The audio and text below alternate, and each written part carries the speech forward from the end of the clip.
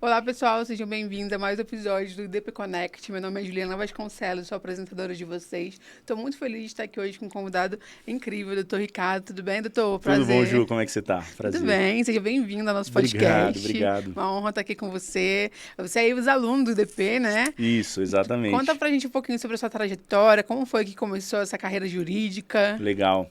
Então, Ju, quando eu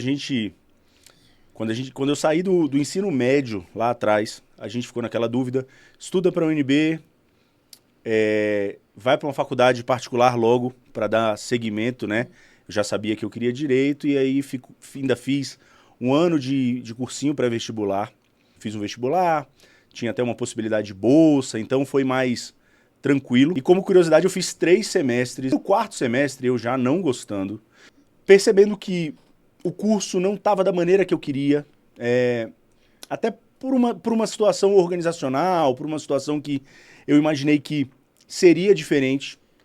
Esse professor chegou e falou: Ricardo, você tem 2 opções, ou você volta a estudar para as universidades que você queria, mas está abrindo uma universidade nova, que tinha pós-graduação, que tinha mestrado, mas que está iniciando a primeira turma de graduação, que é o IDP. Eu lembro que eu fui fazer o vestibular para a primeira turma, e assim, sem saber exatamente se a instituição seria até validada pelo MEC, Sim. porque a validação é no meio do próprio curso, né? Entendi. Então você tem que realmente apostar as fichas, mas assim, deu tudo certo, a faculdade, desde o primeiro semestre foi incrível, professores incríveis, alunos incríveis, o networking, até hoje a gente tem o grupo da primeira turma de 2011 da graduação. Que legal. E isso, o meu primeiro emprego eu consegui através desse grupo do IDP. Então, assim, foi incrível. Assim, a trajetória foi muito legal. E como o IDP na época, não me alongando muito, mas precisava ter o credenciamento no ENAD, Sim. Eles falavam o seguinte: os alunos que forem bem, se empenharem no ENAD, vão conseguir uma bolsa para pós. E eu acho que eram os 10 primeiros alunos. Eu consegui essa bolsa, voltei para pós, ainda fiz uma pós com a bolsa de 85% na época. Que legal. Que foi a minha primeira pós em penal e processo penal. Depois voltei e fiz um LLM em controle e combate à corrupção também no IDP. Então, assim, foi desde o início até hoje. Até hoje, voltando a aqui. carreira IDP, né? Que exatamente. bacana. A gente se conheceu, para quem contextualizar vocês, né? Eu conheci o Dr. Ricardo, na verdade, através do sócio dele, que eles vieram para a Job Fair, né? E foi muito bacana ver que ex-alunos estão aqui, né? Porque eu sou uma ex-aluna, entre aspas, do IDP e atual aluna, né? Porque eu fiz direito, inclusive eu acho muito bacana essa experiência que você fala de ter uma nova visão sobre a carreira jurídica aqui no IDP, porque eu também tive isso, eu fui para outras universidades, tive exatamente a mesma experiência que você tive, que falava, cara, mas eu queria tanto fazer direito, e por que tá assim? Por que tá tão ruim? Acabou que no final das contas eu entendi que minha vocação não era jurídica, mas eu aproveitei tanto e me descobri a minha vocação durante o curso de Direito, né? Então, realmente, a experiência acadêmica no local certo faz toda a diferença, né? E eu acho, Ju, assim, no meu caso especificamente, eu estava indo para o 4º semestre na outra instituição. Uhum. E como o IDP, quando eu comecei, não tinha 4º semestre, eu tive que voltar tudo do início. Então eu perdi 1 ano e meio, quase 2, que na época eu achei que era realmente uma perda, mas ela não foi. Eu voltei, como eu já tinha aquela carga de estudo, voltei muito mais interessado, voltei com notas muito melhores e consegui entender o direito. Então, na verdade, aquele tempo na outra instituição foi quase que um teste. E no IDP foi a parte verdadeira, foi a parte real. Então, assim, foi um ganha-ganha de todos os lados. E voltar para a Job Fair com um escritório, pô, teve uma hora que eu parei e falei, caramba, a gente está voltando. Muito tempo depois, de 2011, a gente voltou para a Job Fair em 2024, né? Então, esse tempo todo, a gente voltando com o nosso escritório, com os nossos advogados, com os nossos colaboradores. Pô, é muito legal, é muito gratificante. Você consegue ver, valeu a pena, né? Porque é isso. eu tava conversando hoje com alguns amigos meus sobre justamente isso. Quando a gente é mais novo, eu tô batendo na casa dos 30 agora. E eu já tô vendo a vida muito diferente do que eu via antes, né? E eu falo assim, cara, quando eu fui tomar a decisão de sair do direito para começar a carreira de publicitária, eu pensei, nossa, mas 2 anos é muita coisa, eu vou perder esses 2. Só faltavam 2 anos para eu formar em direito, mas Você imagina, eu continuar mais 2 anos e ter perdido 2 anos de publicidade. Eu não estaria formando agora. E aí eu faria mais 2 anos de direito, eu teria que fazer mais 2 anos de publicidade. E aí talvez eu não estaria vivendo a experiência que eu estou vivendo hoje. Mas eu falei assim, não, eu vou deixar esses 2 anos que eu teria que fazer de lado, não vou formar, vou focar naquilo que eu entendi, que é o que eu preciso, porque isso é muito importante, principalmente para quem tem uns 20 e pouquinho, está começando a carreira, entender que, gente, talvez esses 2 anos vão fazer muita diferença para você no seu investimento de tempo, né?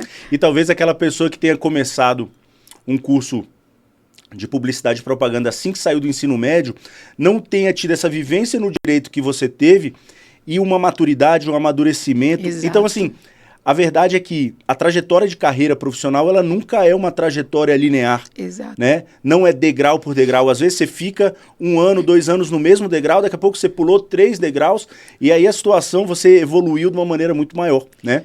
Então, assim, é bem engraçado como os caminhos da nossa trajetória profissional e pessoal, porque não dá para destoar uma coisa da outra, como é que elas funcionam, né? Sim, e eu acho muito bacana porque no direito especificamente eu aprendi sobre o quê? Gestão de crises, né? E a vida é o quê? Uma gestão de crise atrás de gestão de crise, né? E não tem como a gente querer, a gente até faz planos, mas a vida acontece e não tem como a gente viver esses planos exatamente como a gente planejou eles, né? Então, exato. como que é para você, doutor, lidar com essa aventura da carreira jurídica tendo que sempre estar gerindo crises?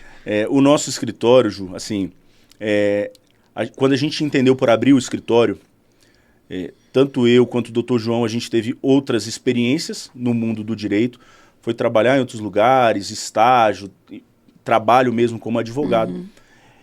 Em determinado momento a gente falou, e aí, vamos agora investir no nosso escritório? E a gente teve uma intenção de fazer um escritório de uma área só. Nosso escritório só trabalha com o direito criminal. Então, quando você pergunta para mim da gestão de crise, existe uma gestão de crise e existe uma gestão de crise criminal, que eu acho que é um nível mais avançado dessa gestão de crise. A gente não está falando de um divórcio, a gente não está falando de uma pensão alimentícia, a gente está falando de uma prisão, de uma vida, né, de uma liberdade, de uma imputação que às vezes é justa, às vezes é injusta. Sim. Então, mas assim, uma privação, né? Exatamente. Então, quando a gente resolve abrir um escritório de direito criminal, a gente não está tratando de direito criminal, a gente está importando problemas alheios. O problema do nosso cliente agora é o nosso problema. Então, isso é muito sensível. A gente trabalhar com problemas criminais dos outros e só trabalhar com isso é uma coisa muito sensível. Requer, assim, um nível muito grande de preparo mental, não só preparo jurídico, mas um preparo mental porque é uma carga emocional muito grande. E ainda tem a questão que você deve imaginar, que é o estigma.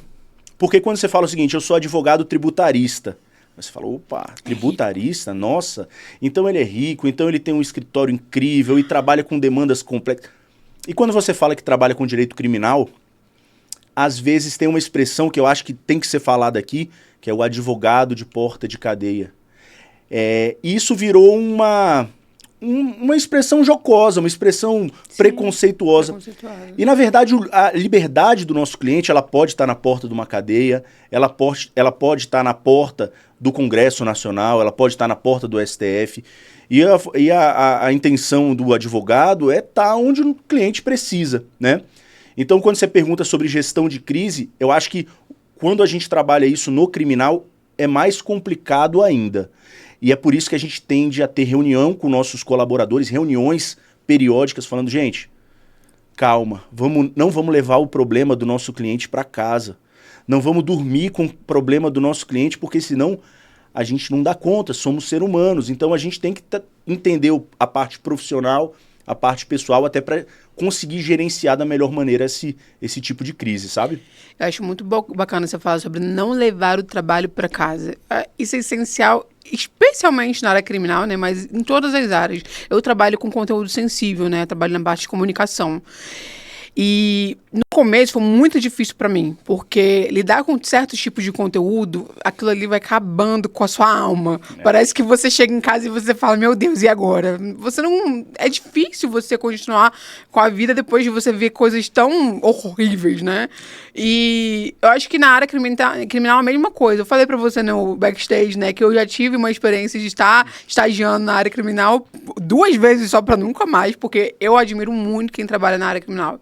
Eu acho que é isso, você tem que ter vocação, você tem que querer, você tem que saber gerir a carreira, a mente, né? Então, não levar o trabalho para casa realmente é essencial, né? Na sua vida, como é que você consegue fazer para administrar a vida familiar, a vida pessoal, né? Como é que é para você conseguir separar isso? Porque, por mais que a vida profissional ela ainda esteja atrelada à nossa vida pessoal, a gente precisa de algum momento, né, separar elas para que a gente não seja consumido, né, pela nossa carreira. Quando a gente fala, pode até soar contraditório, Ju, assim, quando fala assim, não leve o trabalho para casa, apesar de que o nosso celular, a gente tem um celular corporativo, ele sempre está disponível, porque a advocacia criminal eu não posso chegar e falar, deu 18 horas, gente, Tchau. tchau, Não tem como. desliga o celular e vai embora. Não. Existem demandas que acontecem depois das 18, 19, 20, depois de 2, 3 da manhã. Então, pode soar contraditório, mas na verdade não é. Quando a gente fala de não levar o trabalho para casa, apesar da gente estar todos os dias, seja durante a semana ou final de semana de sobreaviso, sempre, o celular está sempre ligado e sempre com um dos advogados do escritório, ou comigo, ou com o Dr. João, ou com algum dos nossos colaboradores. Mas isso não significa levar o trabalho para casa. A gente está disponível, mas eu não durmo, eu não deito com o problema do cliente. Então, a gente estando disponível, mesmo assim a nossa cabeça, o nosso mental, ele tem que desconectar daqueles problemas, pelo menos momentaneamente. Por quê? Porque a gente sabe que nada vai ser resolvido entre 20 e 5 da manhã do outro dia. Então, isso não tem o que fazer. E quando a gente fala de advocacia criminal, você colocou assim que tem que ser realmente uma profissão relacionada eu tenho perfil ou eu tenho vocação para isso. Realmente, eu acho que tem que ter uma vocação, mas o direito criminal, ele por ser tão mal visto, né, por ele ter essa possibilidade de confundir o próprio profissional com o seu cliente, porque, por exemplo, quando um médico vai operar um pulmão de uma pessoa fumante, ninguém fala nada do médico, ninguém fala, poxa, mas o médico tá...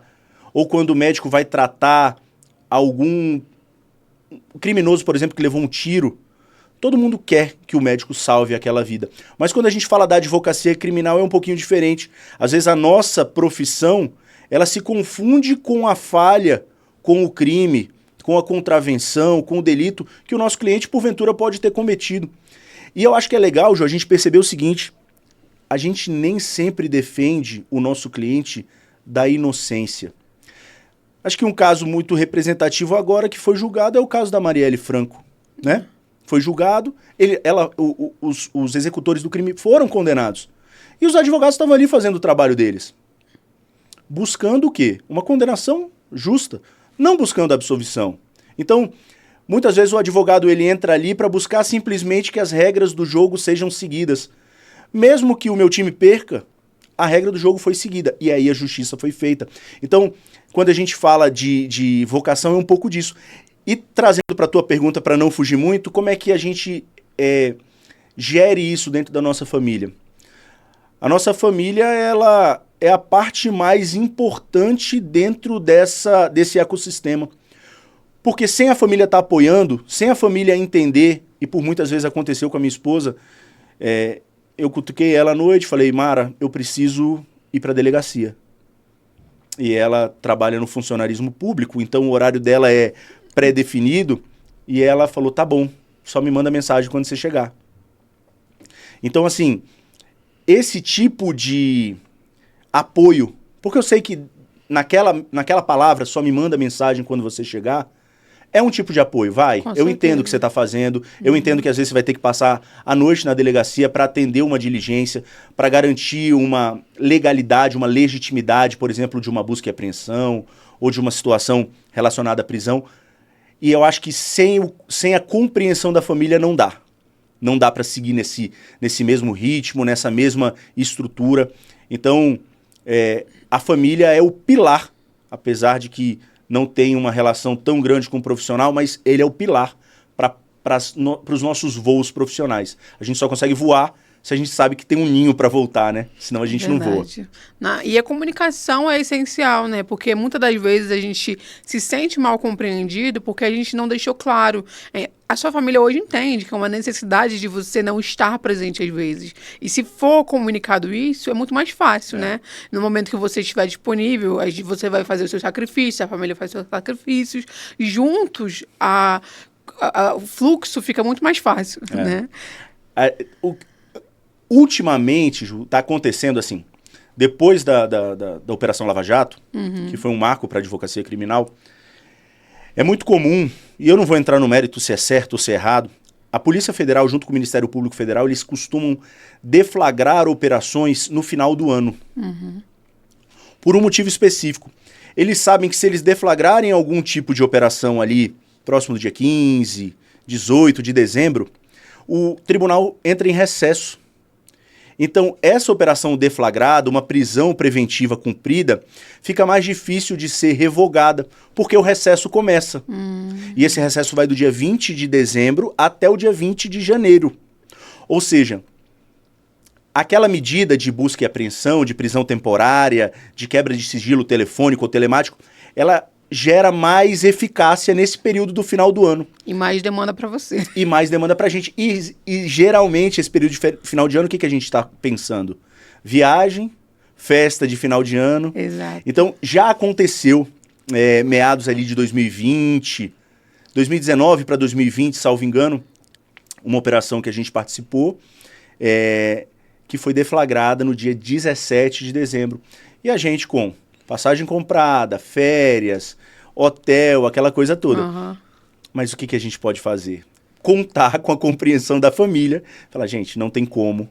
Vamos ter que ficar Quem aqui. quiser ir, vai. Quem quiser ficar, fica. Mas eu não consigo, nesse momento, eu não consigo me ausentar dessa responsabilidade com o cliente.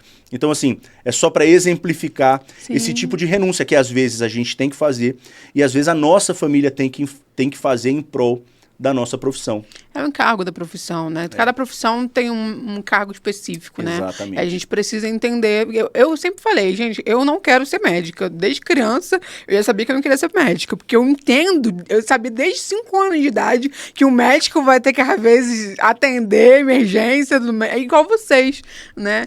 Então, são coisas que eu optei não fazer, que você optou fazer, assim como tem coisas da minha profissão que eu optei e que minha família também tem que arcar, né? O mais importante é isso, a comunicação. Isso. Né? E falando um pouco mais sobre a sua jornada até chegar hoje no escritório, né? Você trabalhou também na Defensoria Pública, né? Como é que foi essa experiência? Porque eu acho que são coisas totalmente diferentes, mas atreladas, né? Então, como é que foi para você essa jornada na Defensoria? Tem uma frase que eu gosto muito, Ju, que é o seguinte: manicômio, presídio e lixão, ninguém quer ver próximo da cidade. Ninguém quer conviver nem com o lixão, nem com o manicômio, nem com o presídio. E realmente é uma verdade. A nossa sociedade ela não está pronta para compreender as mazelas sociais advindas da própria sociedade. Porque o lixão, o manicômio e o presídio são produtos da nossa própria sociedade. Né? Perfeito. E por que eu estou te falando isso, Ju? Porque quando eu estava na graduação, eu sempre tive a predileção do estudo pelo direito criminal, pelo direito penal, processo penal, criminologia, contando com a ajuda dos professores do EDP, então sempre foi assim, o ramo de estudo. Só que muitos deles falavam, Ricardo, você vai gostar de estudar, eu não sei se você vai gostar de trabalhar com isso. E eu tive oportunidades de estágio, e apesar de uma delas ter sido na Procuradoria da República com uma temática criminal, eu não percebia, eu não tinha o entendimento de que eu sabia realmente trabalhar com o direito penal. Foi nesse momento que ali no 7º semestre eu fui para a Defensoria Pública do Distrito Federal trabalhar na execução penal, ou seja, trabalhar com aqueles casos onde nos quais o preso já foi condenado e ele está no cumprimento da pena. Só que o preso no cumprimento da pena também tem alguns direitos, né? Direito de visita, direito de mudar de um presídio para o outro, um direito de progredir de regime, um direito de ter as famosas saídas temporárias, ou saidão, que o pessoal chama. Sim. Então, quando eu fui para a Defensoria Pública, a gente fazia atendimento ao público, atendimento àquelas pessoas hipossuficientes. Na época, era todo mundo que ganhava menos de 2 salários mínimos. De segunda a quinta. E na sexta-feira, a gente entrava numa van do GDF e cada sexta-feira a gente ia visitar um presídio para fazer atendimento ao público, atendimento à massa carcerária, tanto masculino quanto feminino, tanto regime fechado quanto semiaberto, solitária. E foi nesse momento, Ju, que eu olhei e falei, eu acho que eu quero trabalhar com isso. Porque eu lembro, uma situação bem marcante, eu lembro que a gente tinha uma ficha de atendimento e vinham muitas mães de presos, para esse atendimento de segunda a quinta. E eu anotei o nome do filho, anotei a pena, anotei quando que ele iria sair, anotei várias coisas nesse papel. E eu virei o papel assim para a mãe. Aí eu falei, a senhora tá vendo aqui? Aí ela me cutucou e falou, doutor, eu não sei ler. Se o senhor pudesse gravar aqui no meu celular o que o senhor falou, porque eu chego em casa e eu peço para minha filha dar uma olhada. Aí eu falei, eu não sei se eu conheço alguém que não sabe ler. Eu não sei se até aquele momento eu tinha conhecido alguém na minha vida que não sabia ler. Então, nesse momento, eu falei, eu acho que tem um nicho de um trabalho que eu consiga trabalhar e, ao mesmo tempo, ajudar uma parcela da sociedade. E eu lembro que eu tenho um primo, ele falou assim, mas você está ajudando o preso? Eu falei, não, eu estou ajudando a família do preso.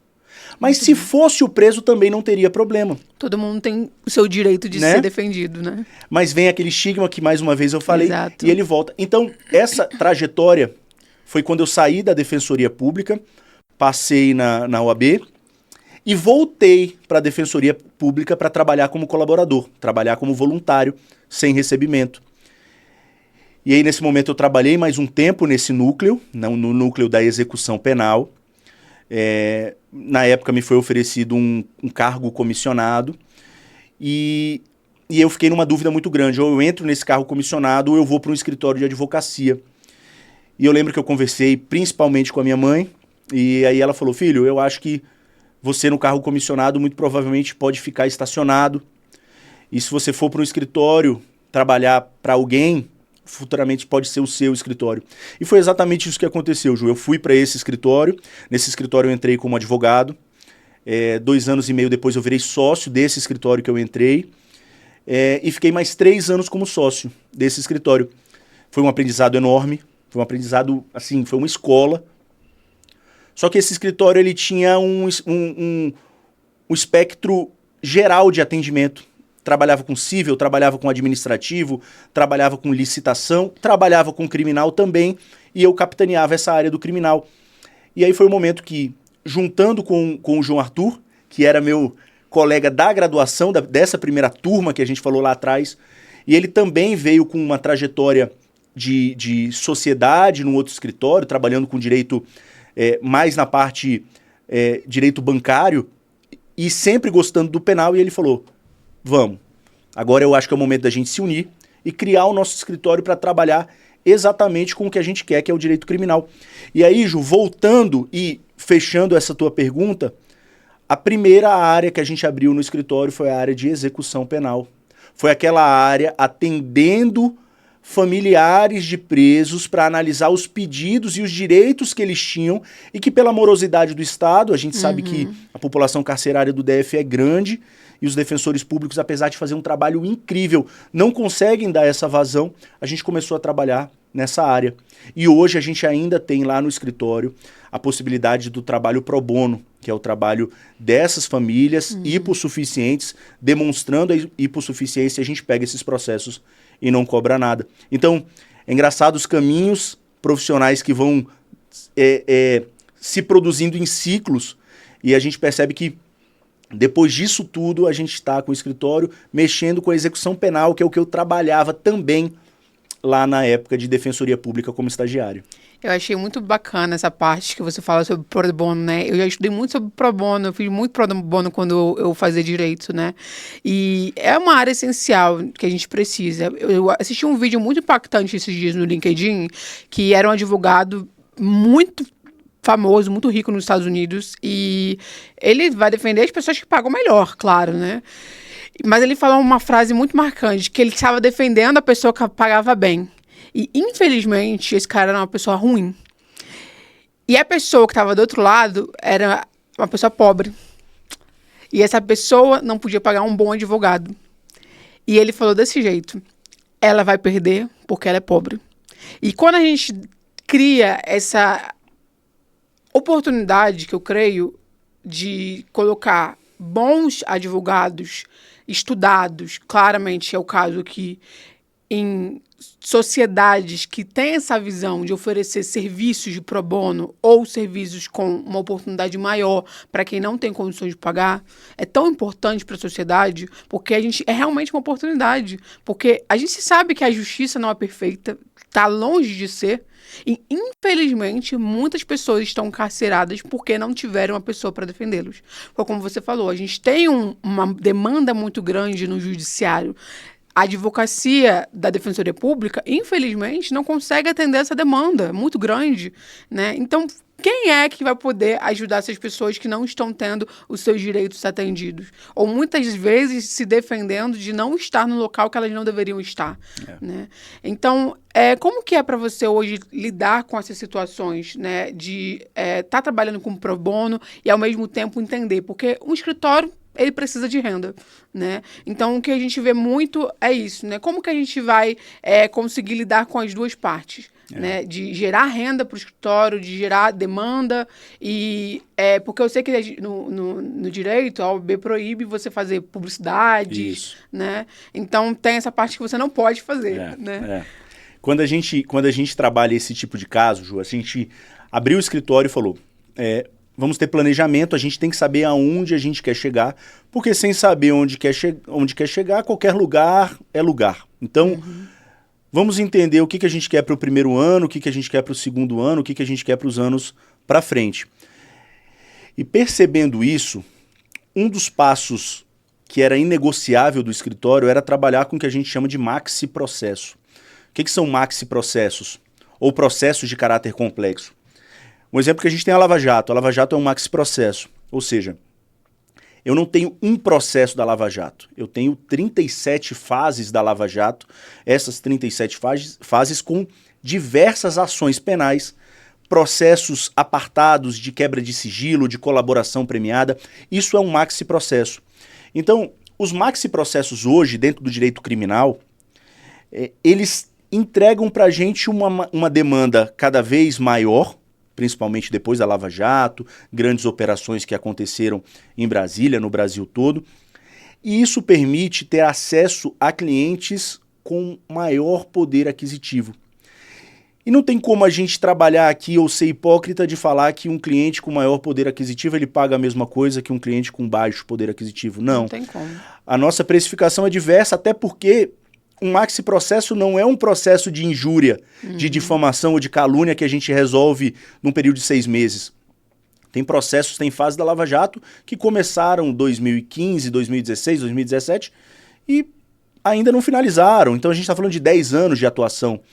Então, essa possibilidade de cobrar mais para clientes que precisam de defesas mais sensíveis relacionados à lavagem de capitais, relacionado à corrupção passiva, ativa, organização criminosa, delitos transfronteiriços, que a gente chama, ou transnacionais. Isso faz com que o escritório tenha um rendimento um pouco melhor, que a gente consiga estruturar uma equipe e a partir desse processo a gente consegue pegar casos pro bono. Então, assim, não é à toa. A gente pega um processo grande para conseguir trabalhar para 2, 3 processos menores. A gente pega 2 processos, 2 forças-tarefa, 2 operações grandes da Polícia Federal e isso entrega para a gente um fôlego financeiro para a gente ter uma equipe, para a gente ter um estagiário, para a gente ter um paralegal, um advogado júnior ou sênior ou pleno, para entregar essa força de trabalho pro bono. Então, o que a gente fala é quase que uma política Robin Hood, né? Você está tirando de um cliente que tem condição de pagamento e merece uma defesa especializada e dando aparato para o nosso escritório para trabalhar um cliente que às vezes não tem condição, às vezes a gente já recebeu, inclusive recebeu a semana passada, mensagens no nosso Instagram falando, doutor, meu filho está preso, eu não tenho condição nenhuma de pagar, mas eu faço diária. Você aceitaria trocar uma defesa por algumas diárias no escritório? Falei, não, vem, vamos conversar. Não precisa de diária, a gente já tem diarista, a gente já tem a Maria que colabora aqui com a limpeza do escritório, mas não precisa. Vamos bater um papo, deixa eu ver se eu consigo te ajudar. Porque às vezes também, Ju, a inquietação da família, ela é uma inquietação válida, sempre válida, mas ela não é juridicamente viável. Então assim, poxa, o meu filho cometeu 5 roubos e a unificação das penas dele está dando 30 anos. Ele já cumpriu 2. O que você pode fazer por mim, doutor? Falei, olha, o que eu posso fazer é tentar que ele trabalhe lá dentro, tentar que ele estude lá dentro. A gente chama esse instituto de remissão. A cada 3 dias trabalhados, menos 1 dia de pena. Ou seja, é o Estado tentando fomentar uma ressocialização. Então, assim, essa possibilidade, Ju, essa possibilidade que a gente tem de clientes grandes estruturarem o escritório para a gente ter possibilidade de mexer em outros processos. Acho que é muito bacana porque eu sempre trago esses assuntos que são um pouco polêmicos, né, de falar, né, mas eles são muito importantes porque como uma pessoa que teve experiência na área jurídica, existe sim esse tabu de muitas das coisas que a gente não pode falar, ou então que as pessoas acham que é uma coisa porque na verdade é outra. O advogado sempre vai ser a pessoa ruim, né? A minha mãe é advogada, gente, eu sei o quanto que ela trabalha, né? Eu sei que ela não vai estar 100% feliz com todas as causas ganhas, mas faz parte do trabalho, né? O advogado ele é necessário na sociedade, não tem como. A sociedade ela é regida por quê? Por leis. Se não tiver leis, a gente vai viver igual animais, não é? Então, como advogado, né? Como que você vê o posicionamento dele? Agora, de uma forma mais genérica, né? Sem ser necessariamente na área criminal, né? Como que a gente pode trabalhar nessa reeducação das pessoas para que elas entendam o trabalho de um advogado na sociedade? Hoje eu acho que o direito ele peca muito, porque ele deixa os profissionais do direito, os advogados, muito longe da sociedade. Se eu tivesse algum tipo de sugestão, eu acho que incluir matérias básicas de direito constitucional no ensino médio, matérias básicas de finanças no ensino médio, ia preparar muito mais os nossos jovens para o que a gente precisa hoje. Quando você chega num médico, muitas vezes, eu acho que isso também tem mudado, sabe, Ju? Você pega aquela ficha de prescrição de receita médica. Sim. E dificilmente você consegue entender o que o médico escreve. Parece mó garrancho, né? E eu não sei se você já pensou por que ele faz isso. Entendi. Será que é uma coincidência que todo médico tem uma letra ruim? E eu acho que não. Eu tenho uma teoria, que eu não sei nem se é verdade, tá? É uma teoria. Eu acho que quando você lê aquilo e não entende, você fala, eu não entendi muito bem se são 40 miligramas ou 20, e eu não entendi se é dipirona ou se é o Buscopan, o que eu vou fazer? Eu vou pegar isso e vou dar para o farmacêutico, e o farmacêutico vai entender. O que o médico e o farmacêutico estão fazendo? Eles estão deixando o segredo profissional para eles. Eles não estão popularizando a profissão, porque eu acho que se uma senhorinha consegue entender que é Buscopan 40 miligramas, ela volta na farmácia e compra quando ela tiver com aquela dor. E se ela não entender, aquilo fica ali no campo do escondido. O que eu vou fazer com isso aqui? O que eu vou fazer com isso? Será que eu vou ter que buscar um médico de novo e ele vai me ajudar? O direito tem um pouco disso, sabe? Aquelas palavras em latim, aquele comportamento muito austero, muito longe da sociedade, com palavras difíceis, com jargões jurídicos intraduzíveis. Eu acho que isso é a letra de médico do direito.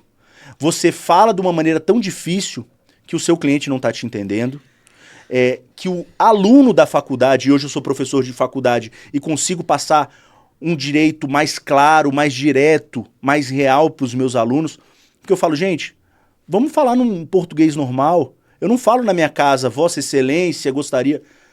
Vamos tratar o direito como se ele fosse do nosso cotidiano, a ponto de a sociedade conseguir perceber que ela sim tem direitos, que ela tem obrigações, que ela tem muitos direitos que não são pensados e não são solicitados porque ela também não entende.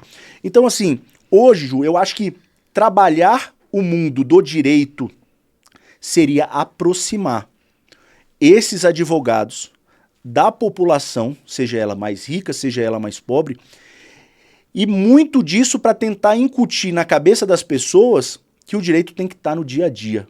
Quando você compra uma calça e essa calça vem sem um botão ou sem um zíper, você volta e tem um livro do Código de Defesa do Consumidor. Aquilo é uma lei, aquilo é um direito civil baseado nos direitos do consumidor.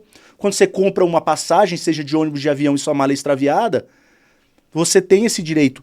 E as pessoas não sabem que elas podem entrar na justiça, inclusive sem um advogado. Porque é um juizado, é uma causa que chamava... Causa. Isso, antes chamava de pequenas causas, hoje chama de juizado especial. Então, se as pessoas soubessem o quanto de direito elas têm e não usam... E não precisam de um advogado. Exatamente. Então, eu acho que o papel do advogado, às vezes, é não ser necessário, sabe? Passando esse conhecimento, passando essa interlocução com a sociedade de uma maneira mais clara. Isso independe de classe social. Exato. Porque esse jargão jurídico, inclusive, a gente está o quê? Em 2024. Quando foi que você começou? Formou em 2011, que você falou, né? Eu entrei em 2011, formei em 2016. Pronto. Aí, quando eu entrei em 2013 na faculdade, essa conversa já existia. É. Então, a gente já passou 10 anos e a gente ainda não conseguiu evoluir nesse sentido. Não. A gente vê o jargão jurídico de uma forma muito forte ainda, né? A forma de falar é muito específica. Você sabe como você está conversando com o advogado e quando não, né? E independe de classe social. Por quê? Porque não é todo mundo que estudou direito, não é todo mundo que vai ler Sócrates, não é todo mundo que vai ler um livro muito específico que vai ler esse vocabulário. Quem é que sabe latim hoje? Aliás, nem nas faculdades de direito você aprende mais latim. Isso. Que antigamente, nas faculdades de direito, ainda tinha optativa de latim. A minha mãe teve. Mas na minha... Você teve? Não tive. Não tem mais. Né? Então, eu lembro... Inclusive, deixa eu falar uma situação muito engraçada que eu falei pra doutora Rebeca. Quando eu tava estagiando, eu lembro... era processo físico, né? Sim. E aí, na vara, a gente tinha cada processo gigante. E quando eu comecei, eu ainda não estava em gabinete, estava na secretaria. E eu fazia muito traslado de peças. E aí depois eu fui para outro nível. Comecei a fazer as certidões, depois as decisões. Mas quando eu estava na área na certidão, eu tinha que fazer. Eu fazia o traslado, tinha que fazer a certidão dizendo que eu tinha feito o traslado das peças. E aí eu fiz a certidão assim, certifique-se que foi feito o translado das peças tal. E aí eu fui dar pro meu supervisor ler, né? Aí ele, Juliana, o que é translado? Aí eu, uai, não foi o que eu acabei de fazer? Aí ele, não, Juliana, translado é um navio. O que você acabou de fazer é traslado. Você trasladou uma peça. Aí eu, na hora não entendi nada, né? Mas é claro que eu não cometi mais o mesmo erro. Mas olha só, é uma palavra muito específica. Se você tá vendo uma pessoa que vai ler... Hoje a gente não tem mais processo físico, né? Aí a pessoa vai ler aquela certidão, trasladou o processo. Gente, o que é isso de traslador? O que o cara acabou de fazer? Basicamente fez o quê? Pegou uma peça e botou no outro. Isso.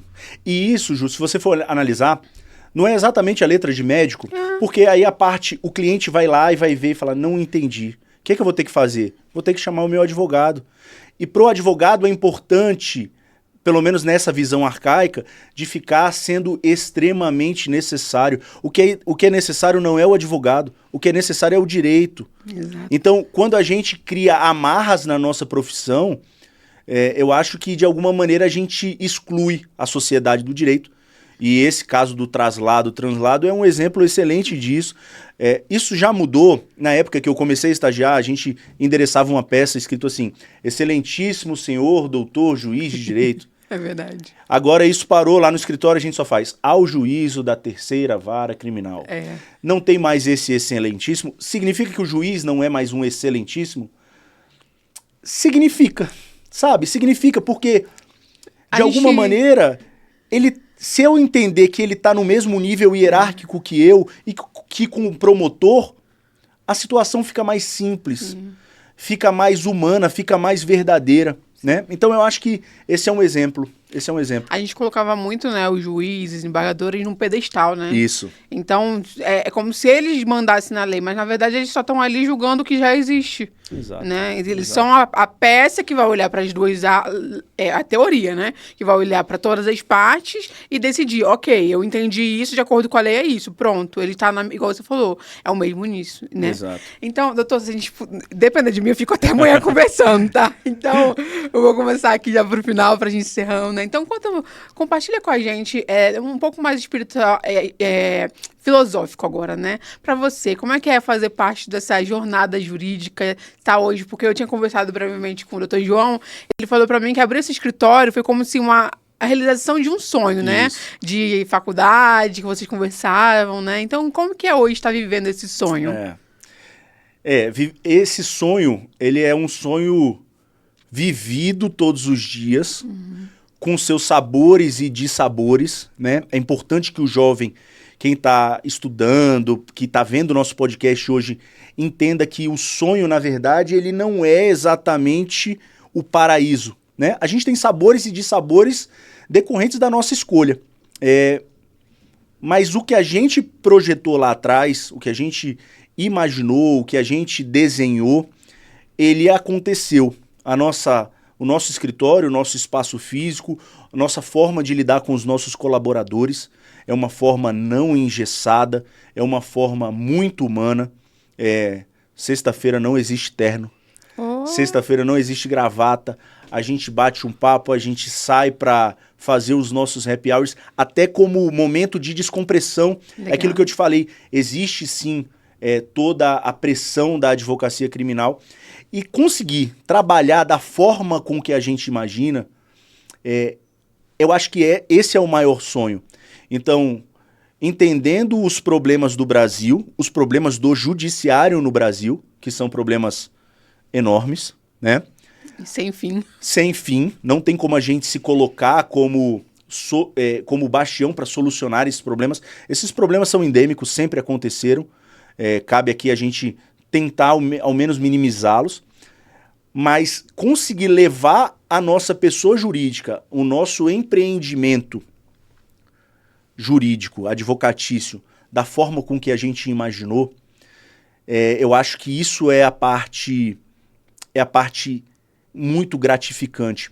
E você falou, eu sei que o nosso tempo está quase encerrando, mas não, fica à vontade. Você falou dessa parte filosófica. O que é legal a gente tentar pensar, e eu falo muito para os meus alunos isso, normalmente eu coloco nas primeiras aulas do semestre. O direito, ele não é um certo e um errado, né? O direito são pontos de vista. Então, tem um livro que para mim é um livro incrível, que quem está nos assistindo tem que ler, que é um livro chamado Justiça, de um autor de Harvard chamado Michael Sandel. Isso que é. Incrível o livro, e ele entrega Recomendo muito bom. E ele entrega algumas questões cotidianas e ele provoca o leitor a escolhê-las. E tem uma teoria, um teorema do maquinista. Ele fala o seguinte: se você fosse maquinista e esse trem bifurcasse, no lado direito você tem 4 pessoas e no lado esquerdo você tem 1 pessoa. E você, como maquinista, o que você escolheria? Iria para o lado direito e machucaria as 4, ou iria para o lado esquerdo e machucaria 1 delas?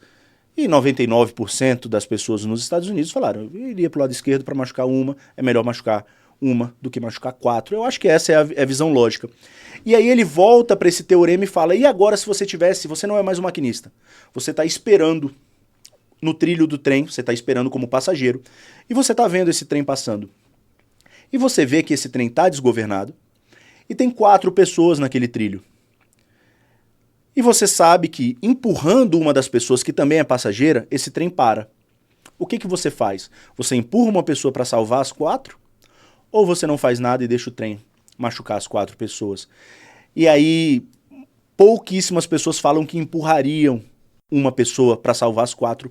E o que eu tô falando com isso, Ju? Na verdade não sou nem eu, o Michael Sandel que fala. Ele fala o seguinte: a vida de uma pessoa é mais importante que a vida de 4? Não. Depende. Depende do ponto de vista. Quando você é maquinista, talvez sim. Quando você é passageiro, talvez não. Então, o ideal de justiça, 4 vidas valem mais do que uma, ele muda a partir da perspectiva que você enxerga esse posicionamento. Então, quando eu sou eleitor, eu acho que o político é corrupto, mas quando eu sou político, o meu ideal de justiça, ele muda, porque ele muda a depender da posição que eu me encontre. Então, essa é a dificuldade do direito, essa é a dificuldade do mundo jurídico. Eu tendo a entender a ótica da justiça sob os olhos do meu cliente. E a única coisa que eu sou dele é a voz. Então, eu sou a voz do cliente. Às vezes eu nem coloco na petição o que eu acredito, mas eu preciso ser a voz do meu cliente. Então, isso eu acho que resume muito as nossas dificuldades jurídicas e também ele informa muito esse lado filosófico do que é fazer direito, né? Então, quando eu entro no escritório, eu não estou simplesmente aplicando o artigo 157 do Código Penal. Eu estou tentando buscar aquele ideal de justiça pensado, sendo ele aplicado ao código. Então, essa é a grande dificuldade que a gente enxerga todo dia, principalmente por esse lado filosófico. Vai ser sempre aquela discussão, né? O que é ética? O que é moral? Isso. E querendo ou não, gente, hoje não dá tempo da gente discutir isso. A gente está sendo de uma forma prática. Foi como você falou, né? A gente vai estar sempre buscando resolver, solucionar problemas. Isso. Né? Qual é o problema que a gente pode solucionar hoje? Até porque, por mais que a gente tenha em comum uma ética e uma moral, no final das contas, a gente não é super-herói. Não dá para fazer tudo ao mesmo tempo. Exato. Então a gente vai ter que descobrir, vai ter que escolher qual que vai ser a luta do dia. Né? Então, para você que está nos ouvindo, que está nos assistindo, lembre-se disso também. Nós não somos super-heróis, você não é super-herói, mas todo mundo fazendo aquilo que pode, da melhor forma que pode, né? Acredito que a sociedade pode andar em crescimento, né? Porque a gente confunde muito crescimento com evolução. Eu lembro que quando eu estava no ensino médio, isso foi uma coisa que me deixou muito marcante. A gente estava estudando sobre a evolução do mundo, né? E a professora falou o seguinte: vocês precisam entender que evolução não significa melhoria. A evolução é uma mudança, mas não significa que eu tô melhor ou pior. Não sei, só mudou. Né? Mas a gente está buscando um mundo que esteja melhorando, né? Um mundo que esteja crescendo. Isso. Né? Então, eu acho que esse debate que a gente tem aqui hoje, eu gosto muito de podcast, de apresentar podcast, doutor, por causa disso.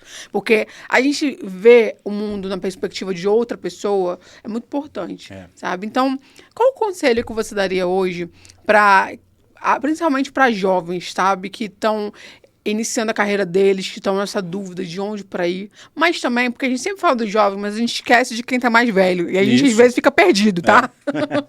Então, qual o conselho que você daria para essas duas pessoas? O jovem que está começando e aquele que já estão numa carreira, mas muitas das vezes se sentem um pouco... E agora? Eu acho que assim, Ju, a gente buscar sempre o mundo ideal, ele é quase que uma receita para frustração, né?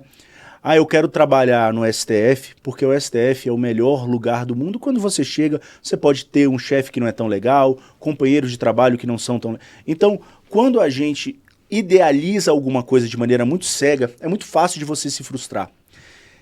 Eu acho que o conselho que eu daria para o jovem e para, como você falou, para a pessoa mais velha que também está nos assistindo e também está buscando ou se recolocar dentro da seara profissional, acho que é o seguinte: planejamento, primeira coisa, você tem que se planejar para saber aonde você quer chegar. Porque se você não souber, quando você chegar, você nem vai saber se chegou, né? Eu tenho um plano de me graduar. Quando você se gradua, por exemplo, no nível superior, isso é uma conquista. Se isso não é um plano, para você não é uma conquista, parece que você não saiu do lugar. Então é muito importante ter planejamento para você saber aonde você quer chegar e conseguir comemorar etapas. Esse é um primeiro ponto. E eu acho que ter uma visão humana da sua profissão, independente da seara, seja do direito ou não, eu acho que é o segredo para o sucesso. Visão humana. Hoje, a parte mais importante do meu trabalho não é o juiz. O juiz não é o dono do nosso escritório. Quem é o dono do nosso escritório é o cliente. O cliente, para mim, é a pessoa mais importante. Ah, mas se eu perder um processo? Mas eu já perdi processo e o cliente ficou extremamente satisfeito. Por quê? Porque a visão humana do meu trabalho, seja ele no direito penal, no direito civil, seja ele na medicina, seja ele na polícia, seja ele no agente penitenciário, no policial penal, seja ele num conselheiro tutelar, a visão humana da nossa profissão, eu acho que sempre vai ser o segredo do sucesso. Então, tudo que a gente fizer, seja um estagiário que está nos ouvindo, seja uma pessoa mais velha, mais sênior, que está entrando ou está se recolocando no mercado de trabalho, eu acho que buscar conexões humanas e fazer o seu trabalho da maneira mais humanizada possível, eu acho que é um dos segredos para, não sei se sucesso, porque o sucesso é muito relativo, mas para uma paz de espírito, para um trabalho, para quando você coloca a cabeça no travesseiro, você falar, missão cumprida. Eu acho que esse é o recado que eu conseguiria dar. Para balancear um pouco mais a nossa vida e a sociedade, exatamente, né? Ju, exatamente. Doutor, muito obrigada por hoje. Foi um prazer estar com você, ouvindo a sua história, conhecendo um pouco mais sobre a sua carreira. Espero que você tenha gostado também dessa conversa. E, bem, pessoal, a gente se vê no próximo episódio. Você quer compartilhar as redes sociais do escritório? Como é que é? Isso. Nosso escritório, pessoal, nas redes sociais a gente tem o site, que é Vieira Rios Advocacia. A gente está no Instagram, @VieiraRiosADV. Estamos também no TikTok, também porque a gente pega os nossos vídeos informativos, aquela situação de compartilhar e popularizar conhecimento jurídico, ele está lá também, legal, porque a gente sabe que muitos jovens assistem. Então, só colocar Vieira Rios Advocacia, que vocês vão achar tudo que a gente tem. Nosso canal no YouTube também, onde a gente vai colocar alguns cortes desse podcast também, então acompanhe por lá. E eu quero agradecer a oportunidade da gente estar falando, passando um pouco da trajetória, passando um pouco do conhecimento, e fico disponível aqui para qualquer conversa e qualquer outra situação, Ju. Até a próxima então, doutor. Muito obrigada, pessoal. Até o próximo episódio. Siga a gente também, o DP Connect, em todas as redes sociais. Até a próxima. Abraço.